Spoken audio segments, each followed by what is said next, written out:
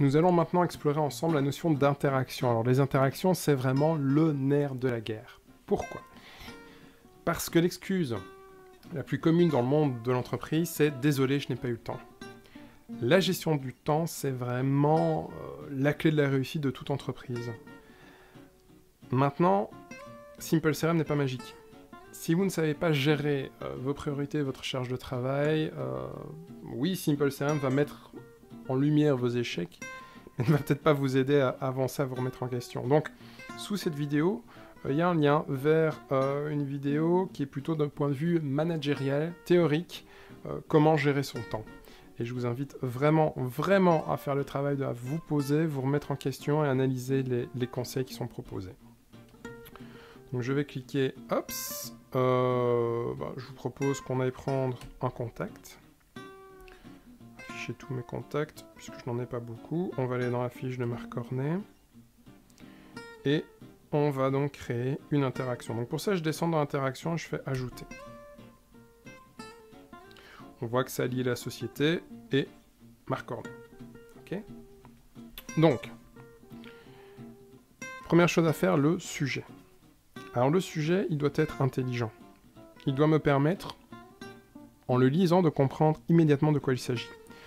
Alors moi qui vends du Simple CRM, comment est-ce que je travaille? Je vais mettre Simple CRM / démo, parce que c'est un nouveau client, / 13, non 13 ça porte malheur, 14, utilisateur. Voilà, ça me permet de savoir le produit qui l'intéresse, Simple CRM. Il est en démo, donc c'est un nouveau client, chez nous c'est comme ça qu'on les appelle. Et puis le nombre d'utilisateurs potentiels. Ok. Alors je peux affecter, si j'ai envie, cette interaction à quelqu'un d'autre. Je peux la placer dans le temps de façon différente. Je peux définir une durée de travail et une échéance. Bah, mon but, c'est d'avoir signé pour le 31 janvier. Okay. Priorité, c'est une priorité 1, hein. 14 utilisateurs, c'est pas un gros client. Alors, tâches. Alors ça, c'est un petit peu l'empoignade dans les entreprises. Beaucoup de gens n'ont pas de notion de différence entre tâches et rendez-vous. Là aussi, je vous renvoie à la vidéo sur la gestion du temps d'un point de vue plutôt organisationnel et managérial, parce que c'est un peu plus détaillé. Donc, si on ouvre l'agenda Simple CRM, dans tous les logiciels du monde, vous avez des rendez-vous et au-dessus des tâches. Alors ici, je n'en ai pas. Ce qu'on va faire, c'est qu'on va en faire de ceci une tâche. Je vais appliquer. Voilà. Je vais maintenant rafraîchir.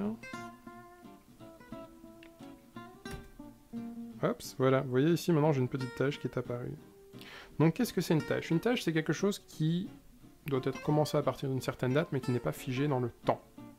Par exemple, si je dois faire un devis pour notre ami ici, Marc Cornet, que je fasse mon devis à 9h du mat ou à 17h, ça n'a pas d'importance, tant que c'est fait. Hein? Par contre, un rendez-vous, j'ai rendez-vous avec monsieur Marc Cornet à 10h, ça c'est précis. Et donc la vision que l'on a, c'est, ok, ici, ben là, mon créneau de 10h, tiens, il est libre, donc je pourrais mettre un rendez-vous, mais à 11h, c'est pas libre. Si toutes mes tâches étaient mises en tant que rendez-vous, je ne verrais pas quand est-ce que j'ai un trou pour rencontrer des gens. Donc bien faire cette différence entre tâches et rendez-vous. Une relation commerciale, une interaction qui permet de modéliser une relation commerciale va évoluer dans le temps. Donc clairement, au début je dois l'appeler, c'est une tâche. On fixe un rendez-vous, ça devient un rendez-vous. Après, en revenant du rendez-vous, je dois faire un devis et lui envoyer, ça redevient une tâche. Donc votre interaction, elle va évoluer. Ça, c'est quelque chose qu'il faut bien comprendre, c'est qu'une interaction, c'est quelque chose qui évolue dans le temps jusqu'à une conclusion qui va être positive ou négative. Au départ, mon interaction, elle est ouverte, j'ai pas encore commencé à travailler dessus. Ensuite, elle évolue pour être en cours, et puis, elle va être... d'abord, c'est de la prise de contact.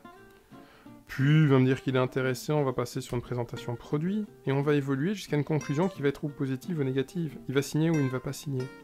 Donc la grosse erreur du débutant Simple CRM, il appelle le client. Le client lui dit « Oui, je suis intéressé, mais je n'ai pas le temps, appelez-moi dans 15 jours. » La grosse erreur du débutant, il crée une interaction, il va mettre qu'il a appelé, puis il va la passer en « terminé ». Boum. Et il va créer une deuxième interaction pour appeler cette personne dans 15 jours. C'est pas ça du tout qu'il faut faire. Si cette personne me dit qu'elle est intéressée, mais qu'elle n'a pas le temps, je mets en cours, boum, je vais mettre une petite note. Hein, le client est intéressé, mais il n'a pas le temps, je dois l'appeler dans 15 jours. Ok. En média, je vais mettre téléphone, hop, comme ça me rappellera que je dois l'appeler. Et puis je vais tout simplement changer la date. Je vais mettre ça dans 15 jours. Comme ça, dans 15 jours, ça apparaîtra dans mon calendrier Simple CRM. Ça sonnera sur le téléphone ou la tablette pour me le rappeler. Ce sera dans le petit email qui résume ma journée le matin. Et je vais pouvoir relire. Ah oui, il était intéressé, mais il n'avait pas le temps, je dois le rappeler. Donc on revient à cette notion de journal de bord, hein, de la relation. Tout ce que je fais est eurodaté dans le temps, ça me permet d'avoir une visibilité totale. Ok ? Donc, mon interaction, elle évolue jusqu'à une conclusion. On va mettre ici que je suis en bon de commande, par exemple.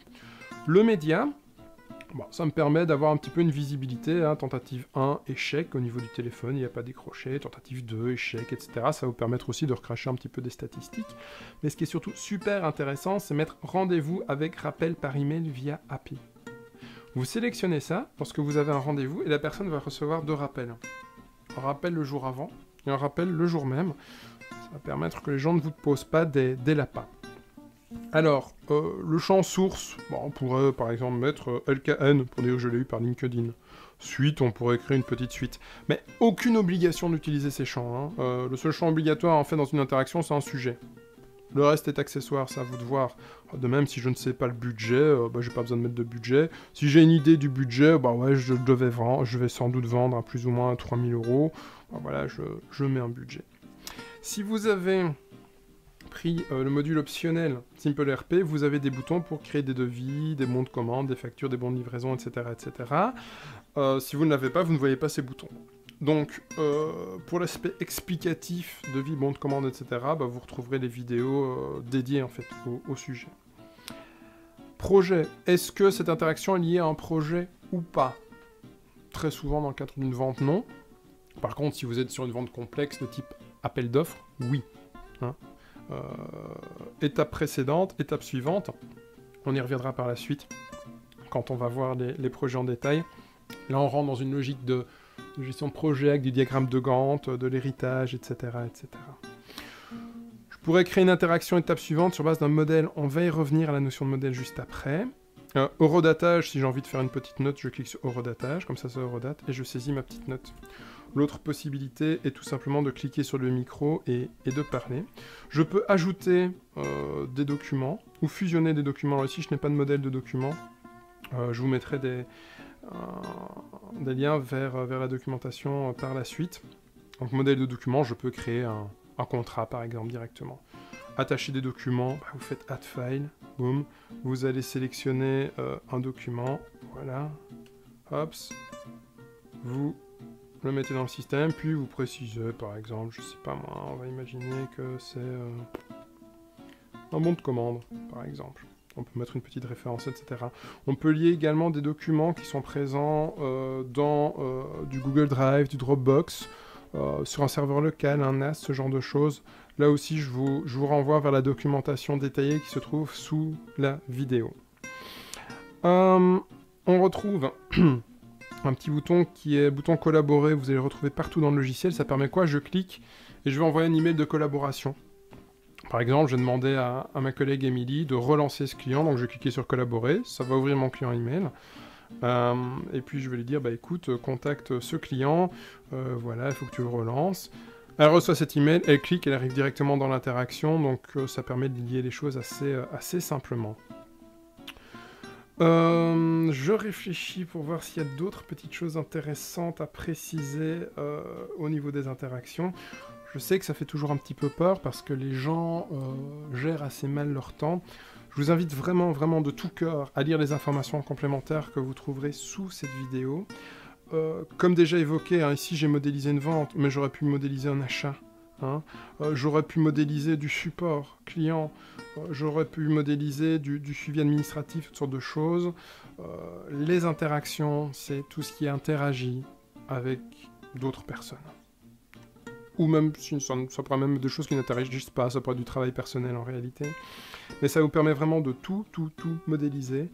Donc pour plus d'explications, vraiment, faites la démarche de lire les informations complémentaires sous cette vidéo. C'est vraiment le sujet où il y a le plus d'informations à lire, mais la réussite de la gestion du temps, c'est la clé de la réussite de votre entreprise. Donc je vous invite vraiment à creuser le sujet à 300%.